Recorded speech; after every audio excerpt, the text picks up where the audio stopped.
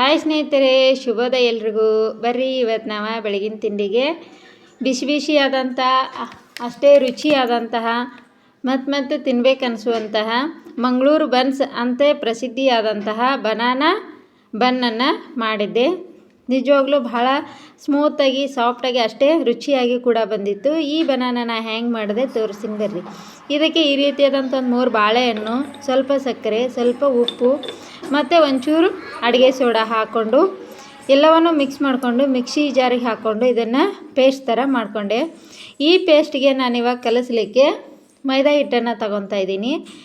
ಇದಕ್ಕೆ ಇಷ್ಟೇ ಅಂತ ಕ್ವಾಂಟಿಟಿಯನ್ನು ಹೇಳಿಲ್ಲ ನಾನಿಲ್ಲಿ, ಯಾಕಂದ್ರೆ ಆ 3 ಬಾಳೆಹಣ್ಣಿನ ಪೇಸ್ಟಿಗೆ ತಕ್ಕಂತೆ ಇಲ್ಲೇ ಮೈದಾ ಹಿಟ್ಟನ್ನು ಹಾಕ್ಕೊಂಡು ಕಲಿಸ್ಕೊಳ್ತಾ ಇದ್ದೀನಿ. ಹಬ್ಬ ಬಂದರೂ ಜಾರಿಗೆ ಸ್ವಲ್ಪ ನೀರಾಕಿ ಎಲ್ಲಾಡ್ಸ್ಕೊಂಡು ಹಾಕಿದರೆ ಸಾಕು, ಅಷ್ಟೇ, ಜಾಸ್ತಿ ನೀರು ಹಾಕಿ ಕಲಸಂಗಿಲ್ಲ. ಆ ಪೇಸ್ಟಿಗೆ ಅನುಗುಣವಾಗಿ ಈ ಹಿಟ್ಟನ್ನು ನೀಟಾಗಿ ಮಿಚ್ಕೋಬೇಕು ಅಥವಾ ನಾದೋದು ಅಂತೀವಿ. ಈ ಹಿಟ್ಟನ್ನು ನೀಟಾಗಿ ಸಾವಕಾಶ ಇದನ್ನು ಚಪಾತಿ ಹಿಟ್ಟಿನ ಹದಕ್ಕೆ ಕಲಿಸ್ಕೋಬೇಕು. ಈ ರೀತಿಯಾಗಿ ನನ್ನ ಚಪಾತಿ ಹಿಟ್ಟಿನ ಹದಕ್ಕೆ ಜಾಸ್ತಿ ಗಟ್ಟಿನಿಲ್ಲ, ಜಾಸ್ತಿ ಮಿದುನಿಲ್ಲ, ಒಂದು ಹದದಲ್ಲಿ ಇದನ್ನು ಕಲಿಸ್ಕೊಂಡು ರೆಡಿ ಮಾಡ್ಕೊಂಡಿದ್ದೀನಿ. ಇದನ್ನು ನಾನಿವಾಗ ಮಾಡ್ತಿರೋದು ರಾತ್ರಿ 9:30 ಗಂಟೆಗೆ ಮಾಡ್ತಾಯಿದ್ದೀನಿ. ಇದು ಬೆಳಗಿನ ತಿಂಡಿಗೆ ಮಾಡಲಿಕ್ಕೆ ಅಂಥೇಳಿ ಇವಾಗ ಹಿಟ್ಟನ್ನು ರೆಡಿ ಮಾಡಿಡ್ತಾಯಿದ್ದೀನಿ. ಇದಕ್ಕೆ ಮೇಲ್ಗಡೆ ಸ್ವಲ್ಪ ಎಣ್ಣೆಯನ್ನು ಸವರ್ಕೊಂಡ್ಬಿಟ್ಟು ಆಮೇಲೆ ಇದಕ್ಕೊಂದು ಮುಚ್ಚಳ ಮುಚ್ಚಿ ರಾತ್ರಿ ಎಲ್ಲ ನೆನೆಯೋದಕ್ಕೆ ಬಿಡಬೇಕು. ಅಂದಾಗ ಚೆನ್ನಾಗಿ ಅದನ್ನು ನೆನ್ಕೊಳ್ಳುತ್ತೆ, ಆವಾಗ ಬನ್ನು ಸಾಫ್ಟಾಗಿ ಬರೋದಕ್ಕೆ ಸಹಾಯ ಆಗುತ್ತೆ. ಇವಾಗ ನೋಡಿರಿ, ಬೆಳಗ್ಗೆ ಸ್ನಾನ ಪೂಜೆ ಎಲ್ಲ ಆಯಿತು. ಇವಾಗ ನಾನು ರಾತ್ರಿ ನೆನೆ ಇಟ್ಟಿರುವಂಥ ಹಿಟ್ಟನ್ನು ತೆಗೆದು ತೋರಿಸ್ತಾ ಇದ್ದೀನಿ. ಸಾಫ್ಟಾಗಿ ನೆನ್ಕೊಂಡಿದೆ.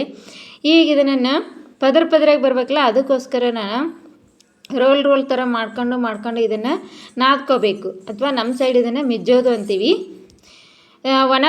ಒಣದ ಒಂಚೂರು ಹಿಟ್ಟನ್ನು ಹಾಕ್ಕೊಂಡ್ಬಿಟ್ಟು, ಅದು ಗೋಧಿ ಹಿಟ್ಟು ಇಲ್ಲ ಮೈದಾ ಹಿಟ್ಟು ಯಾವುದನ್ನಾದರೂ ಬಳಸ್ಬೋದು. ನಾನಿಲ್ಲಿ ಎರಡನ್ನೂ ಸ್ವಲ್ಪ ಬಳಸ್ಕೊತಾ ಇದ್ದೀನಿ.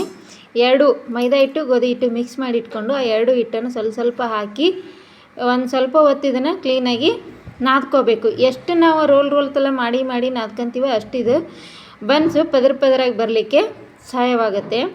ಇವಾಗ ನಾದ್ಕೊಂಡಾದಮೇಲೆ ಈ ಹಿಟ್ಟನ್ನು ನಾನು ಉಂಡೆ ಥರ ಮಾಡ್ಕೊತಾ ಇದ್ದೀನಿ. ನೀವು ಇಲ್ಲ ಸಣ್ಣದಾಗಿ ಒಂದೊಂದೇ ಲಟ್ಟಿಸ್ತೀವಿ ಅಂದರೆ ಸಣ್ಣ ಉಂಡೆಗಳನ್ನು ಮಾಡ್ಕೋಬೋದು.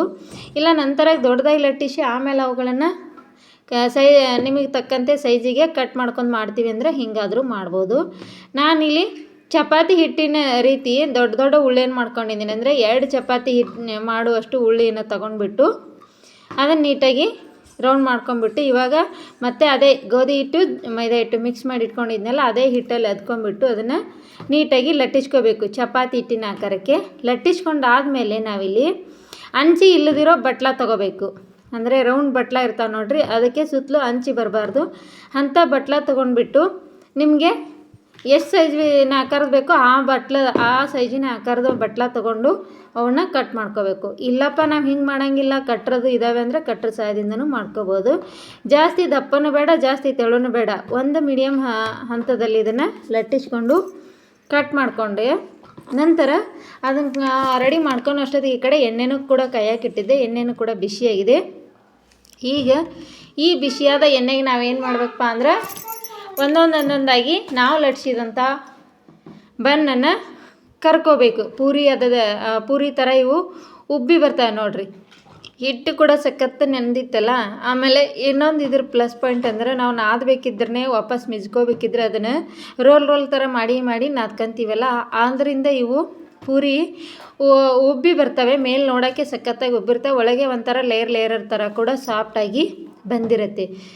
ಹಾಗಾಗಿ ಇವಾಗ ನೋಡಿರಿ ಎಲ್ಲನೂ ಉಬ್ಬಿ ನೀಟಾಗಿ ಬರ್ತಾವೆ. ಒಂದೇ ಸತಿ ನಾವು 7-8 ಹಿಂಗೆ ಜಾಸ್ತಿ ಹಾಕೊಂಡ್ಬಿಟ್ರೆ ಏನಾಗುತ್ತೆ ಅಂದರೆ ಒಂದೊಂದು ತಿರುವು ಹಾಕೋ ಅಷ್ಟೊತ್ತಿಗೆ ಇನ್ನೊಂದು ಆಗಲೇ ಕೆಳಗೆ ಸೀದೋದಂಗೆ ಥರ ಆಗಿಬಿಡತ್ತೆ. ಅದಕ್ಕೋಸ್ಕರ ಒಂದೊಂದೇ 2 ಹಾಕ್ಕೊಂಡು ಅವನು ತಿರುವಿ ಹಾಕಿದ ನಂತರ ನೆಕ್ಸ್ಟ್ 1 by 1 ಹಾಕ್ಕೊಳ್ಳೋದ್ರಿಂದ ನೀಟಾಗಿ ಕರಿತವೆ, ಆಮೇಲೆ ಒಳಗಡೆಯಿಂದ ಚೆನ್ನಾಗಿ ಬೇಯ್ಕೊಂಡು ಬರ್ತವೆ ಅಂತ. ಇವಾಗ ನೋಡಿರಿ, ನಾನು ಇಲ್ಲಿ ಆಲ್ಮೋಸ್ಟ್ ಹಾಗೆ ಮಾಡ್ತಿದ್ದೀನಿ. ಒಂದೊಂದಾಗೆ ಹಾಕಿ ಅದನ್ನು ಹೊಳಸಿದ ನಂತರ ಇನ್ನೊಂದು ಹಾಕ್ಕೊತೀನಿ. ಅಂದರೆ ಹೊಳಸಿದಾಗ ಅದು ಬೇಯೋ ಅಷ್ಟೊತ್ತಿಗೆ ಇದನ್ನು ತಿರುವಿ ಹಾಕ್ಕೊತೀವಿ. ಇಲ್ಲ ನಾವು ಒಂದೇ ಸತಿ 3-4 ಹಾಕಿಬಿಟ್ರೆ ಏನಾಗುತ್ತೆ, ಒಂದನ್ನು ಹೊಳಸೋ ಅಷ್ಟೊತ್ತಿಗೆ ಇನ್ನೊಂದು ಆಗಲೇ ಸೀದೋಗೋ ಸ್ಟೇಜಿಗೆ ಬಂದುಬಿಡುತ್ತೆ.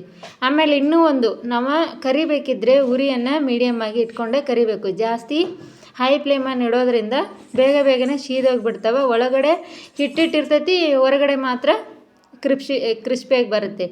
ಹಂಗಾಗಬಾರ್ದು ಅಂದ್ರೆ ಪ್ರತಿಯೊಂದೂ ಆಯಿತು ಮುಗಿಯೋವರೆಗೂ ನಾವು ಒಂದೇ ರೀತಿಯಾಗಿ ಉರಿಯನ್ನು ಮೇಂಟೈನ್ ಮಾಡಬೇಕು. ಮೀಡಿಯಮ್ ಆಗಿ ಉರಿಯನ್ನು ಇಟ್ಕೊಂಡು ಅದನ್ನು ತಿರುಗಿಸಿ ನೋಡ್ರಿ ನಾನು ಹೆಂಗೆ ಹೊಳಿಸ್ತಾ ಇದ್ದೀನಲ್ಲ, ಒಂದು ಸೈಡ್ ಆದಮೇಲೆ ಇನ್ನೊಂದು ಸೈಡು ಕ್ಲೀನಾಗಿ ಹೊಳಿಸಿ ಇದನ್ನು ಬೇಯಿಸ್ಕೊಂಡಾಗ ಚೆನ್ನಾಗಿ ಒಳಗಿನಿಂದ ನೀಟಾಗಿ ಬೆಂದ್ಕೊಂಡು ಬರುತ್ತೆ. ಆವಾಗ ತಿನ್ನೋಕ್ಕೆ ಇನ್ನೂ ರುಚಿ ಚೆನ್ನಾಗಿರುತ್ತೆ. ಇಲ್ಲಪ್ಪ ನಾವು ಬೇಗ ತೆಗೆದುಬಿಟ್ರೆ ಒಳಗೆ ಹಿಟ್ಟಿಟ್ಟಿರುತ್ತೆ, ಹೊರಗಡೆ ಕ್ರಿಸ್ಪಿಯಾಗಿರೋದ್ರಿಂದ ತಿನ್ನೋಕ್ಕೆ ಹಿಟ್ಟಿಟ್ಟು ಅನಿಸ್ಬಿಡುತ್ತೆ. ನೋಡಿರಿ ಇವಾಗ ನೋಡ್ತಾ ಇದ್ರಲ್ಲ ಬನ್ ಎಷ್ಟು ಸಖತ್ತಾಗಿ ಉಬ್ಬಿ ಬಂದಿದ್ದಾವೆ. ಅಷ್ಟೇ ತಿನ್ನೋಕ್ಕೂ ಕೂಡ ಟೇಸ್ಟ್ ಸಖತ್ತಾಗಿದ್ವಿ. ಇವತ್ತು ಎಲ್ಲರೂ ಮಾಡ್ತೀರಿ, ಆದರೆ ಒಬ್ಬೊಬ್ಬರು ವಿಧಾನ ಒಂದೊಂದು ಥರ ಪಾಲನೆ ಮಾಡ್ತಿರ್ತಾರೆ. ನಾನು ಇವತ್ತು ಈ ವಿಧಾನದೊಳಗೆ ಮಾಡಿ ತಿಂದ್ವಿ, ಸಖತ್ತಾಗಿ ಬಂದಿತ್ತು. ಯಾರ್ಯಾರೆಲ್ಲ ವಿಡಿಯೋ ನೋಡಕತ್ತೀರಿ ಅವರು ದಯವಿಟ್ಟು ನಮ್ಮ ಚಾನಲನ್ನು ಸಬ್ಸ್ಕ್ರೈಬ್ ಮಾಡಿಕೊಡ್ರಿ. ವಿಡಿಯೋನ ನಿಮ್ಮ ಫ್ಯಾಮಿಲಿ ಮತ್ತು ಫ್ರೆಂಡ್ಸಿಗೆ ಶೇರ್ ಮಾಡಿರಿ. ಹಂಗೆ ನಾ ಮಾಡಿರೋ ಈ ವಿಧಾನ ಈ ರೆಸಿಪಿಗಳು ಇಷ್ಟ ಆಗಿತ್ತಂದ್ರೆ ನಿಮ್ದೊಂದು ಲೈಕ್ ಕೊಡ್ರಿ ಮತ್ತು ಕಮೆಂಟ್ಸ್ ಹಾಕೋದನ್ನು ಮರಿಬೇಡ್ರಿ. ಕಮೆಂಟ್ಸ್ ಹಾಕೋದ್ರಿಂದ ಏನಾಗುತ್ತೆ ಅಂದರೆ ನಮ್ಮ ಮೆರಿಟ್ಸು ಡಿಮೆರಿಟ್ಸು ಗೊತ್ತಾಗ್ತಿರುತ್ತೆ.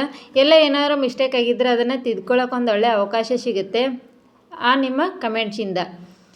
ಇವಾಗ ನೋಡಿರಿ ಫೈನಲಾಗಿ ನಾನು ಏನು ಲಟ್ಟಿಸ್ಕೊಂಡಿದ್ನಲ್ಲ ಉಳಿದ ಉಳ್ಳೆಗಳನ್ನು ಕೂಡ ಅದೇ ರೀತಿಯಾಗಿ ಚಪಾತಿ ಥರ ಲಟ್ಟಿಸಿ ಮತ್ತು ಅದೇ ಬಟ್ಲಿಂದ ಒಂದೇ ಸೈಜಿನ ಬಟ್ಲನ್ನು ತೊಗೊಂಡಿದ್ದೆ, ಮೀಡಿಯಮ್ ಆಗಿರೋದು. ಅದನ್ನೇ ತೊಗೊಂಡು ಕಟ್ ಮಾಡಿ ಕರೆದು ಫೈನಲ್ಲಾಗಿ ನಮ್ಮ ಬಂದು ರೆಡಿಯಾಗಿದ್ದಾವೆ. ಮೇಲೆ ಕ್ರಿಸ್ಪಿಯಾಗಿ ಬಂದೈತಿ, ಬಟ್ ಓಪನ್ ಮಾಡಿದರೆ ಒಳಗೆ ನೋಡಿರಿ ಭಾಳ ಸಖತ್ತಾಗಿ ಸಾಫ್ಟಾಗೈತಿ. ಇದನ್ನು ನೀವು ಕಡಲೆಕಾಯಿ ಚಟ್ನಿ ಅಂತಾರಲ್ಲ, ಶೇಂಗಾ ಚಟ್ನಿ, ಆ ಶೇಂಗಾ ಚಟ್ನಿ ಜೊತೆ ಅವರು ತಿನ್ಬೋದು. ಇಲ್ಲಪ್ಪ ಅಂದ್ರೆ ನಿಮ್ಗೆ ಇಷ್ಟವಾಗಿರೋ ಕಾಯಿ ಚಟ್ನಿ ಆದರೂ ಮಾಡಿ ತಿನ್ಬೋದು. ನಿಮಗೆ ಯಾವ ಚಟ್ನಿ ಇಷ್ಟನೋ ಆ ಚಟ್ನಿ ಜೊತೆಗೆ ತಿನ್ಬೋದು. ನಂಗಂತೂ ಇಲ್ಲಿ ನೋಡ್ರಿ ಹಾಗೆ ತಿನ್ನೋಕ್ಕೂ ಸಖತ್ ಟೇಸ್ಟಾಗಿದ್ದು. ನಾನು ಮಾಡಿದ್ದು ಆ್ಯಕ್ಚುಲಿ ಈ ವಿಧಾನ ಫಸ್ಟ್ ಟೈಮ್ ಮಾಡ್ಕೊಂಡಿದ್ದು.